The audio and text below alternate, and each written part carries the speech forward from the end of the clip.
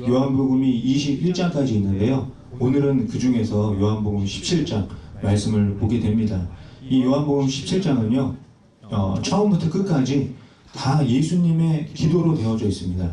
예, 성경마다 좀 다르긴 하지만 제가 가지고 있는 성경을 보면요, 예수님이 말씀하신 것들은 다 빨간색으로 되어져 있는데 요한복음 17장을 보니까 처음부터 끝까지 다 빨간색입니다.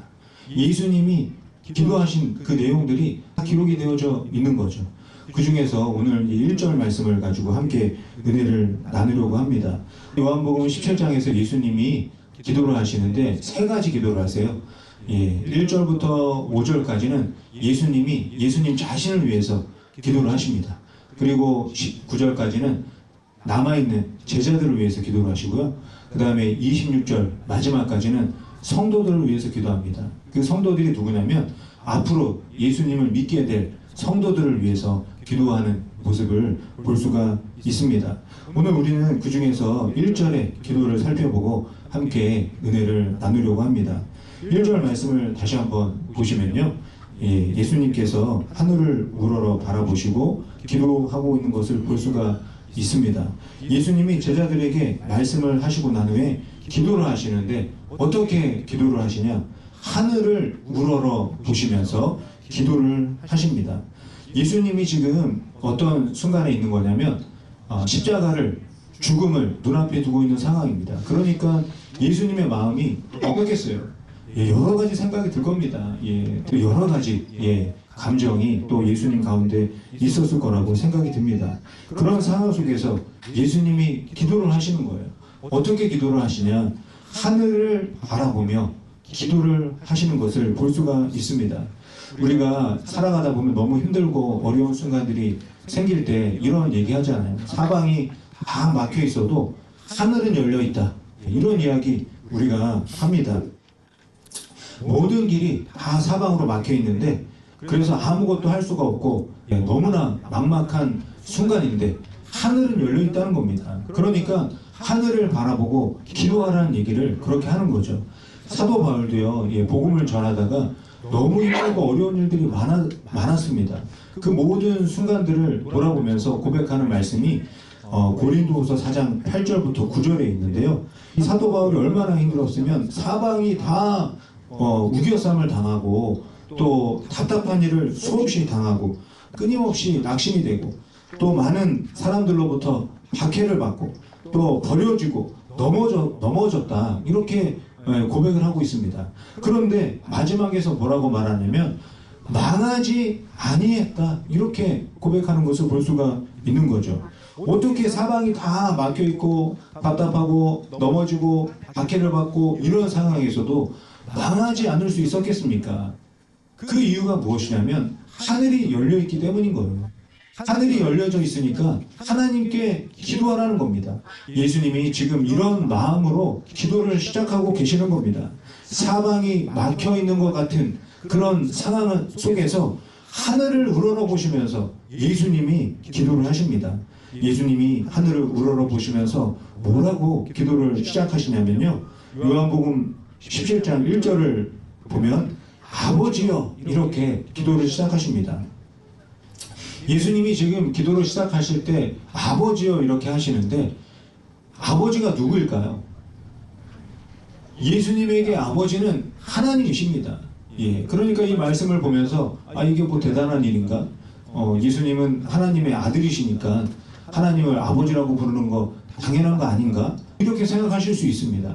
그런데 예수님이 제자들에게 알려주신 주기도문을 통해서 또 우리가 알 수가 있습니다. 거기에서도 제자들에게 기도할 때 시작하는 기도가 어떻게 알려주시냐면 마태복음 6장 8절에 보니까 하늘에 계신 우리 아버지여 이렇게 기도가 시작되는 것을 보게 됩니다. 그러니까 예수님이 제자들에게도 하나님을 아버지로 부르면서 기도하라고 말하고 있는 겁니다.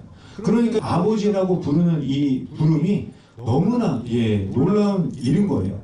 예수님이 제자들에게 알려주신 기도와 또 예수님이 하고 계신 요한복음 17장의 기도의 시작은 아버지를 부르면서 시작하고 있습니다. 그리고 이어서 17장 1절에서 뭐라고 예수님이 기도하고 계시냐면요, 아버지여 하신 다음에 때가 이르렀사오니 이렇게 기도하고 계십니다. 이제 때가 되었습니다. 이렇게 기도하고 있는 거예요.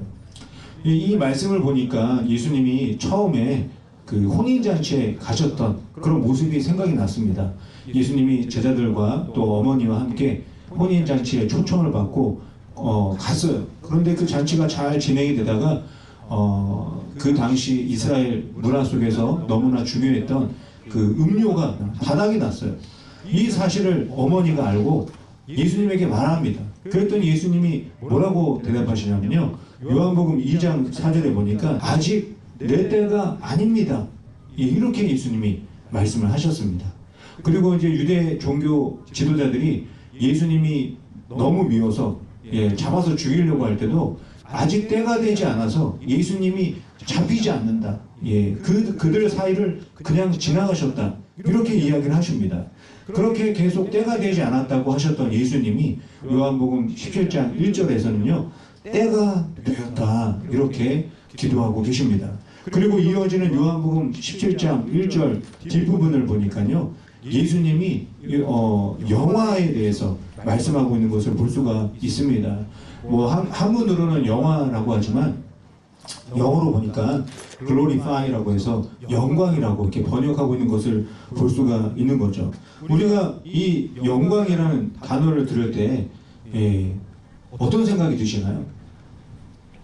저는 이 영광이라는 단어를 들을 때마다 영화나 드라마 또 배우들을 그 시상하는 시상식 있잖아요. 아카데미 상 그런 그 시상식이 생각이 났습니다.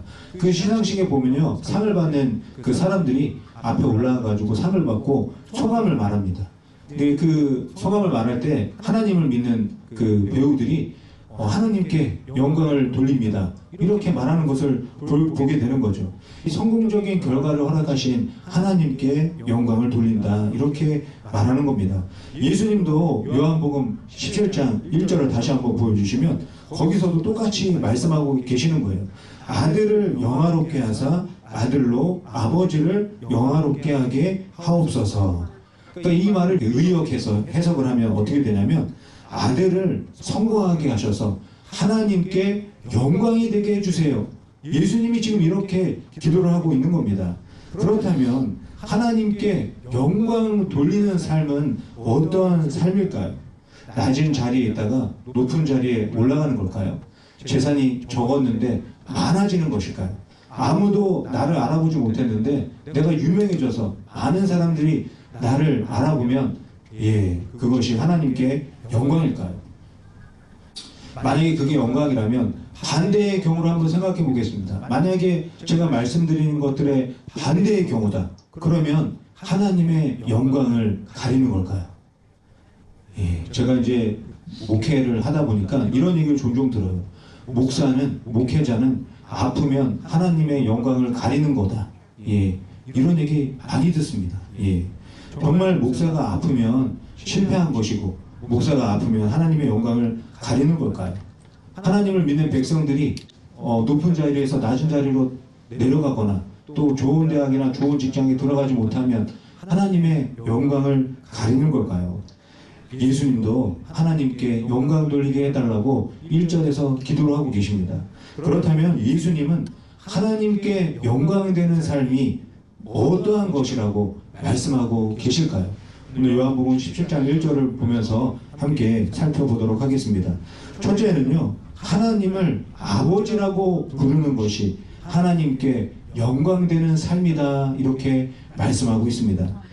아버지라고 부른다는 것은요, 하나님과 나의 관계가 새로워졌다는 걸 말하는 겁니다. 더 이상 주인과 종의 관계가 아니에요. 아버지와 자녀의 관계를 말하는 거죠. 주인과 종의 관계, 아버지와 자녀의 관계는요, 분명한 차이가 있습니다. 주인과 종의 관계는요, 만날 때마다 너 이거 했니? 안 했니? 이것만 확인합니다. 그게 주인과 종의 관계예요. 그렇다면 아버지와 자녀의 관계는 어떻게 했습니까? 무엇을 했는지 안 했는지 확인하는 관계가 아닙니다. 아버지와 자녀의 관계는 생명의 관계입니다. 생명을 확인하는 관계입니다. 그러니까 우리가 그냥 아버지라고 부르는 이 형식적인 호칭을 말하는 게 아니죠. 하나님을 아버지라고 부른다는 것은요, 내가 살기 위해서 하나님을 믿고 의지합니다. 이 고백이 하나님을 아버지라고 부르는 그 호칭 속에 담겨져 있는 겁니다. 우리 다 이제 어린아이들 있으시잖아요. 우리 어린아이들이 엄마 아빠 정말 열심히 부릅니다. 예, 엄마 아빠 부르는 그 호칭이요, 그냥 형식적으로 부르는 그런 호칭이 아닙니다. 우리 아이들이 엄마 아빠를 부르는 이유가 뭔지 아세요? 살기 위해서 부르는 겁니다. 엄마 아빠가 없으면 살 수가 없잖아요. 어린아이들이 살고 싶은 간절한 마음에 엄마 아빠를 부르는 겁니다. 저는 엄마 아빠가 나를 살게 해줄 거라고 믿고 의지합니다. 이런 마음으로 엄마 아빠를 부르는 거예요. 배고플 때, 졸릴 때, 아플 때 엄마 아빠 부르는 거 보세요. 정말 간절하게 부르는 것을 볼 수가 있습니다. 그래서 성경에서 어린아이 같은 믿음을 가지라고 말하잖아요. 그 어린아이 같은 믿음이 바로 이런 겁니다. 하나님 아버지가 아니면 나는 살 수가 없습니다. 하나님 아버지 믿고 의지하니까 나 살려주세요. 이렇게 되는 거죠. 우리가 누가복음 15장에서 탕자 이야기를 봅니다. 탕자가 허랑방탕하게 살다가 다시 아버지께로 돌아가죠. 그때 뭐라고 말하면서 돌아가냐면, 아버지에게는 그 풍족한 일꾼이 얼마나 많은가, 이런 고백을 하면서 아버지에게 돌아갑니다. 탕자가요, 그 아버지 떠나서 살았을 때 제대로 먹지는 못해서요, 죽기 일부 직전이었습니다. 살고 싶은 마음이 간절한 거예요. 탕자가 살기 위해서 생각한 것이 무엇이냐? 아버지를 생각한 겁니다. 아버지의 일꾼만 돼도 살 수 있겠다, 이런 생각을 한 겁니다. 아버지에게 돌아갔더니 아버지가 어떻게 해줍니까? 환영을 해주죠. 씻겨주고 입혀주고 반지 껴주고 잔치도 열어줍니다. 아버지는 왜 이렇게 했을까요? 죽은 줄 알았던 아들이 살아서 돌아왔기 때문입니다. 나의 아들이 살아서 돌아왔다는 것보다 아버지에게, 부모에게 기쁜 일이 어디에 있겠습니까? 그러니까 이것만 봐도 아버지와 자녀의 관계는 생명의 관계라는 겁니다. 주인과 종의 관계가 아니라 생명의 관계라는 것을 보여주고 있습니다. 우리 홍길동 이야기 잘 아시잖아요. 그 홍길동이 말한 것 중에 아주 유명한 얘기가 있습니다. 아버지를 아버지라고 부를 수가 없습니다. 이렇게 말을 하죠. 이게 너무 서러웠어요. 홍길동은요. 얼마나 서러웠냐면, 내가 지금 살아있지만 아버지를 부를 수가 없어서 살아있는 것 같지가 않다, 이럴 정도로 서러운 마음을 홍길동이 말하고 있습니다. 예수님이 사셨던 시대는요, 지금부터 2000년 전이었어요. 그때는요, 아버지가 없는 고아들은 사람 취급을 받지 못했습니다. 인격적인 대우를 받지 못했어요. 고아들은 노예처럼 사고 팔렸습니다. 그러니까 이 고아들은요, 아버지가 없어서 희망도 없고 소망도 없이 살았습니다. 그러니까 살아있지만 죽은 인생과 같은 그런 삶을 살았던 것이죠. 아무 어려움 없이 아버지를 아버지라고 부르면서 살아가는 사람들은 이것이 얼마나 감사한 일인지, 얼마나 대단한 일인지 모르면서 살아갈 수 있습니다. 하나님을 아버지라고 부르는 것도 마찬가지인 것 같아요. 하나님을 아버지라고 부르는 것은 당연한 일이 아닙니다. 우리가 하나님을 아버지라고 부를 때 우리와 하나님의 관계가 생명으로 연결되는 거예요. 우리가 살기 위해 믿고 의지할 분이 하나님이라는 것을 고백하는 겁니다. 우리가 아버지라고 부를 때 하나님이 기뻐하시는 이유가 바로 이것 때문이에요. 하나님의 자녀가 살아서 아버지를 찾고 있으니까 하나님이 얼마나 기쁘시겠습니까? 그래서 우리가 하나님을 아버지라고 부르는 것이 하나님께 영광이 되는 것이다, 예수님이 알려주고 계시는 겁니다. 두 번째, 우리가 하나님께 영광을 돌리기 위해서는요, 때를 따라 살아야 합니다. 때를 따라 사는 것이 하나님께 영광이 되는 삶이라고 예수님이 알려주고 계십니다. 예수님은 사시는 동안에 예수님 마음대로 살지 않았습니다. 우리가 너무나 잘 알죠. 예수님이 원하시는 때를 따라 살지 않고 하나님이 원하시는 때를 따라 사셨습니다. 하나님께서 원하시는 것이 이루어지길 원하는 삶을 사셨습니다. 그래서 요한복음 17장 1절에서도 예수님이 때를 말씀하고 계십니다. 예수님이 원하시는 때가 아니에요. 예수님이 말하는 이 때는요, 하나님의 때를 말합니다. 그렇다면 이게 어떤 때를 말하는 걸까요? 예수님이 말씀하시는 이 때는요, 십자가를 지고 죽는 때를 말하는 겁니다. 그러니까 예수님이 하시는 말씀은 십자가에서 죽는 것이 하나님께 영광이 된다, 이렇게 말씀하고 있는 것이죠. 예수님이 사셨던 시대는 그 이스라엘이 로마 식민지였습니다. 그래서 로마법으로 이 이스라엘이 지배를 받았죠. 어떤 큰 죄가 있으면 그 죄인들이 벌을 받았는데, 그 중에서 큰 죄가 있는 사람은 십자가에서 처형을 받게 됩니다. 그러니까 십자가에서 처형 받았다는 것은요, 최악의 인생이었다는 겁니다. 실패한 인생의 상징이 바로 십자가였습니다. 그런데 예수님은 십자가에서 죽는 것이 하나님의 때를 따라 사는 것이고 하나님께 영광이 된다, 이렇게 말씀을 하고 있는 겁니다. 왜 그렇게 말씀하셨을까요? 예수님이 하나님의 때를 믿고 십자가에서 죽으심으로 말미암아 우리 모두가, 이 땅의 모든 사람들이 죄에서 해방되고 생명을 얻었기 때문에 하나님께 영광이다, 이렇게 말하고 있는 것입니다. 로마서 8장 1절과 2절 말씀이 있는데요. 그러므로 이제 그리스도 예수 안에 있는 자에게는 결코 정죄함이 없나니 이는 그리스도 예수 안에 있는 생명 성령의 법이 죄와 사망의 법에서 너를 해방하였음이라. 예수님이 십자가에서 때를 따라 죽으셨기 때문에 우리가 죄에서 벗어나고 생명을 얻게 되었다, 이렇게 로마서에서 말씀하고 있습니다. 제가 이 하와이 오아후에서 살면서 종종 보는 로고가 있어요. 자동차를 타고 가다 보면요, 자동차 뒤에도 적혀 있고, 또 어떤 수비니어 샵에 가보면 티셔츠에 또 그 머그, 그 컵에 이렇게 새겨져 있는 것을 보게 됩니다. 저는 저거 볼 때마다 저게 뭘까 몰랐어요. 저게 도대체 뭔가 너무 궁금했습니다. 그래서 우리 그 교회 집사님들에게 물어봤더니 집사님들은 다 알고 계시더라고요. 저게 뭔가 했더니 He is greater than I. 그는 나보다 크십니다. 이런 뜻을 가지고 있는 겁니다. 그가 나보다 크니까요, 대문자로 쓴 거예요.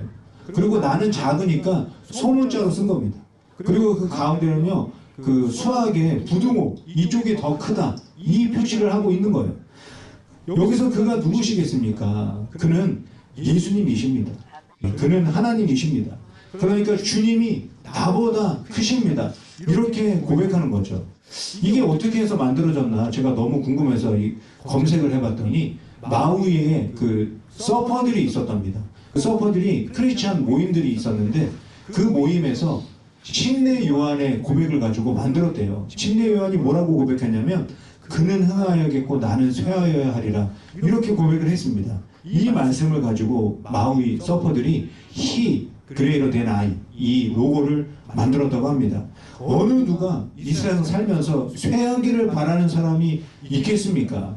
다 흥하기를 원합니다. 흥할 뿐만이 아니라 대박 나기를 원하는 거죠. 그런데 침례 요한이 뭐라고 말합니까? 나는 쇠하여야겠고 그는 흥하여야겠다, 이렇게 고백을 하는 겁니다.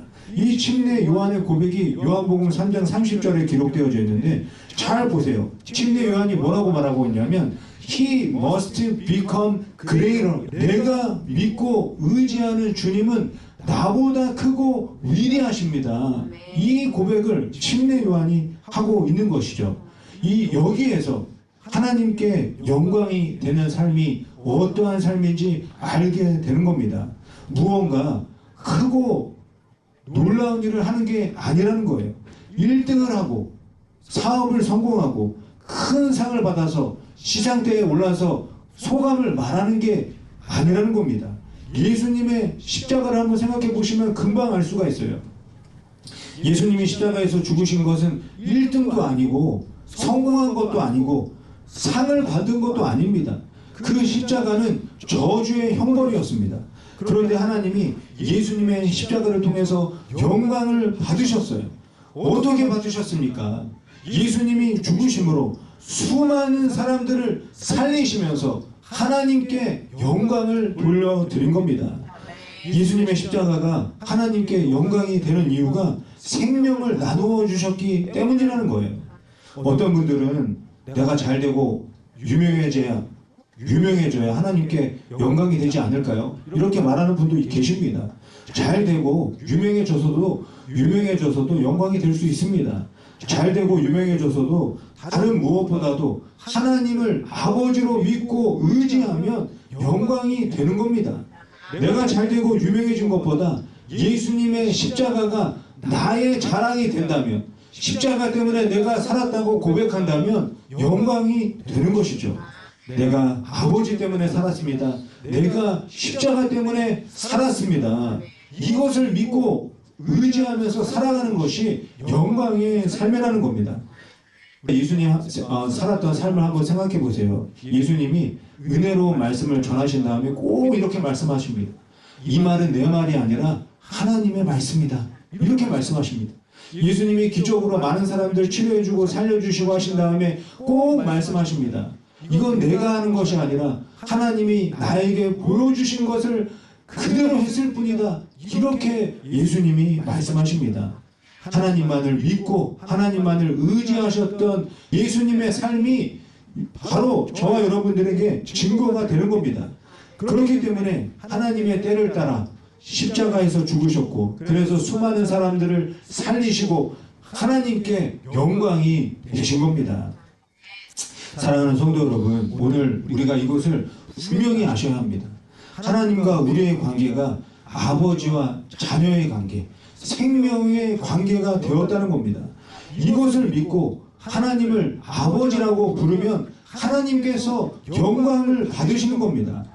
내가 살기 위해 믿고 의지할 수 있는 분은 하나님 아버지밖에 없습니다. 간절하게 부르짖으시기를 바랍니다. 교회에서도 부르시고, 또 집에 가서도 부르시고, 직장에서 일하실 때도 부르시기를 바랍니다. 아버지가 나를 살려주셨다는 감격 속에서 우리가 하나님을 아버지라고 부를 때 하나님이 누구보다도 기뻐하시고 하나님께서 영광 받아주실 줄 믿습니다. 그리고 하나님의 때를 따라 살아야 합니다. 하나님의 때를 따라 사는 그 삶은요, 나의 삶을 통해서 누군가를 살리는 삶을 말하는 겁니다. 그러기 위해서는요, 무엇보다 우리 마음속에 조급한 마음을 내려놓아야 합니다. 하나님의 때를 믿어야 하는 것이죠. 하나님의 때를 믿지 못하면요, 조급한 마음이 생기고 화를 내고 원망하고 불평하게 되는 겁니다. 그러나 하나님의 때를 믿고 살아가는 사람들은요, 항상 기뻐하고 범사에 감사하면서 살 수 있는 겁니다. 하나님의 때가 내가 원하는 때보다 더 좋은 때라는 것을 믿기 때문이죠. 하나님의 때에 누군가 다시 살게 될 것을 기대하기 때문에 하나님의 때를 따라 살아가는 것이 영광이 되는 것입니다. 사랑하는 성도 여러분, 하나님께 영광 돌리는 삶을 살아가시기를 바랍니다. 하나님께 영광 돌리는 삶은 거창한 것이 아닙니다.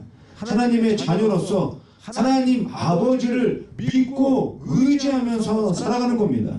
예수님이 십자가에서 죽으셔서 내가 살게 되었다는 것을 믿고 이제는 이웃을 살리기 위해서 사랑하고 인내하고 순종하고 희생하며 살아가는 겁니다.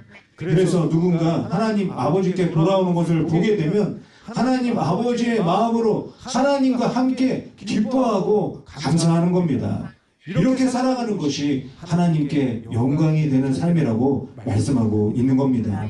사랑하는 성도 여러분, 오늘 우리는 예수님이 시작하신 기도의 첫 번째 한 구절을 통해서 하나님께 영광이 되는 삶이 무엇인지 함께 살펴보았습니다. 이제부터 우리가 기도할 때 예수님처럼 기도를 시작하시기 바랍니다. 요한복음 17장 1절에 있는 말씀처럼 아버지여 때가 이르렀사오니 아들을 영화롭게 하사 아들로 아버지를 영화롭게 하옵소서. 하나님의 영광을 위해서 하나님을 아버지라고 부르면서 감격하시기를 바랍니다. 때를 따라 십자가에서 죽으신 예수님 때문에 내가 살게 되었다는 것을 감사하시기 바랍니다. 이 사실을 꼭 기억하시고 하나님 아버지께서 십자가를 통해서 우리에게 베풀어 주신 생명을 나누어 주고 베풀며 하나님께 영광 돌려드리는 저와 여러분이 되시기를 예수님의 이름으로 간절히 축원드립니다.